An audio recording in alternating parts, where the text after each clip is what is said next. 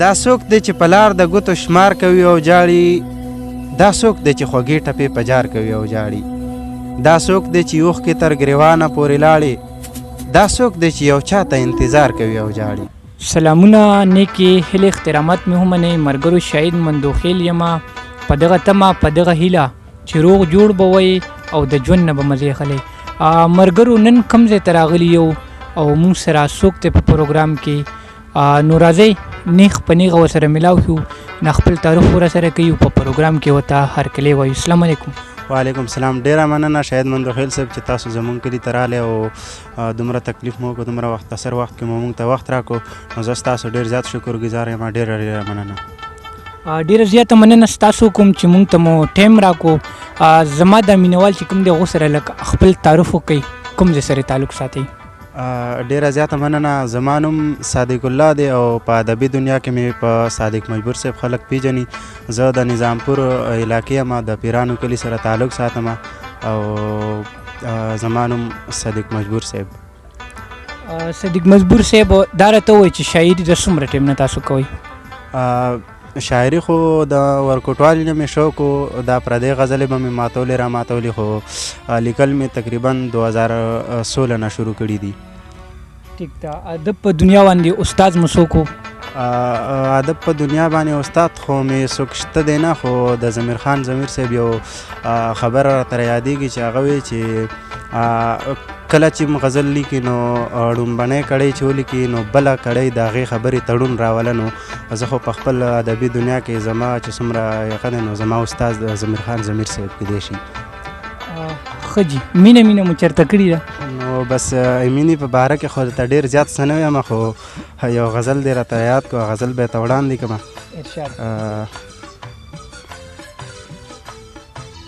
غزل دی چې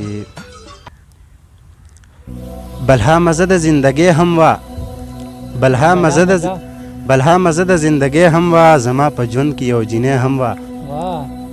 مننه. هغه په ما باندې مینه هم وه، خو هغه ښکار د مجبورۍ هم وه. هغه په ما باندې مینه هم وه، خو هغه ښکار د مجبورۍ هم وه. زمونږ په زړه کې ارمانونه هم وو، زمونږ د مینې دنیاګۍ هم وه. ډېره مننه. زمونږ په زړه کې ارمانونه هم وو، زمونږ د مینې دنیاګۍ هم وه. زه پرې مینوم پښتنه پیغله وه، زه پرې مینوم پښتنه پیغله وه، بل کلیواله ګاونډۍ هم وه. ډېره مننه.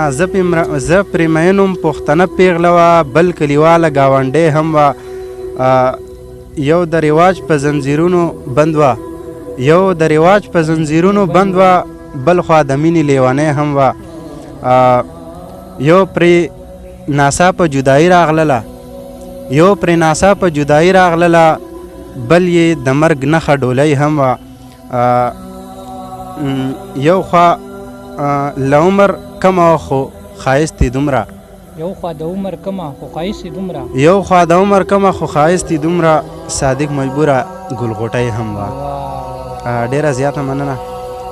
یو څو غزلې به سره نوره شریکه ما. غزل نه مخکې یو 2 شعره دي چې زما په زړه باندې ګزار خو به دې نه کولو، راته په سرو شونډو انکار خو به دې نه کولو، نن په جړا شوه راته وایي مړه، صادق مجبوره نو ازار خو به دې نه کولو. غزل داسې دی چې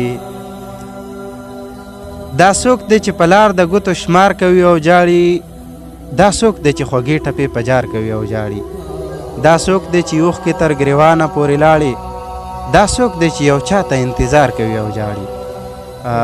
ملا صاحب د دې خوب تعبیر مې څه دی راته وایه؟ ملا صاحب د دې خوب تعبیر مې څه دی راته وایه؟ جانان زما د مینې نه انکار کوي او جاړي. ملا صاحب د دې خوب تعبیر مې څه دی راته وایه؟ جانان زما د مینې نه انکار کوي او جاړي. دا څوک دی چې ازغو باندې ځان سوری سوری کړو، دا څوک دی چې په ګل باندې ګزار کوي او جاړي. مننه. دا څوک دی چې ازغو باندې ځان سوری سوری کړو، دا څوک دی چې په ګل باندې ګزار کوي او جاړي، دا څوک دی چې صادق مجبور حیران ورته ولاړ دی، دا څوک دی چې صادق مجبور حیران ورته ولاړ دی، دا څوک دی چې صادق مجبور حیران ورته ولاړ دی، دا څوک چاته د سوي زړه اظهار کوي او جاړي. صادق بھائی نور به سره مخکې څه شریک کول غواړي؟ نور به سره یو څو شعرونه شریک کم چې هر چاته آینه کې د خپل ځان تصویر ښکاریږي، هر چاته آینه کې د خپل ځان تصویر ښکاریږي زما د زړه په تل کې د جانان تصویر ښکاریږي. واه دا یو ځل بیا مننه. هر چاته آینه کې د خپل ځان تصویر ښکاریږي زما د زړه په تل کې د جانان تصویر ښکاریږي.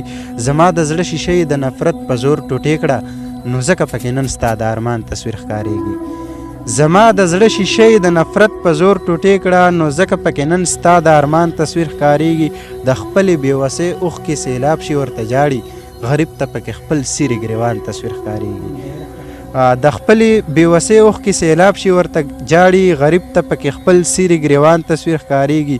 اکثر یې زه د زړه په وینې جوړ کړمه صاحبه د بعضې خلکو ته چې ګران تصویر ښکاریږي. اکثر یې زه د زړه په وینې جوړ کړمه صاحبه د بعضې خلکو ته چې ګران تصویر ښکاریږي. او اخري مقطع ده چې په سترګو کې پروت دی د مودو نه پکې اوسي. په سترګو کې پروت دی د مودو نه پکې اوسي. صادق مجبور ته ځکه ستا آسان تصویر ښکاریږي.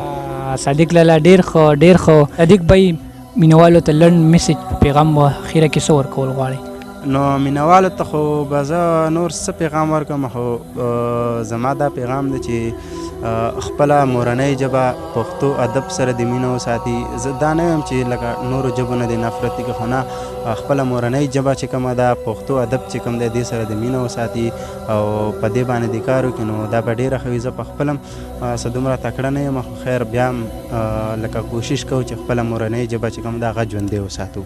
ډېره زیاته مننه شهید مندوخیل صاحب چې تاسو راغلی او دلته مو مختصر دومره مصروفه ټایم کې موږ ته ټایم راکړو نو زه ستاسو ډېر زیات شکرګزار یم. ډېره زیاته مننه. ډېره زیاته مننه ستاسو کوم ملګرو. تاسو به د دا شعرونو خوښ شوي وي او غواړم امجد تبسم کیمرمین صاحب نه اجازت ښاد او آباد اوسئ. د لوی الله په امان.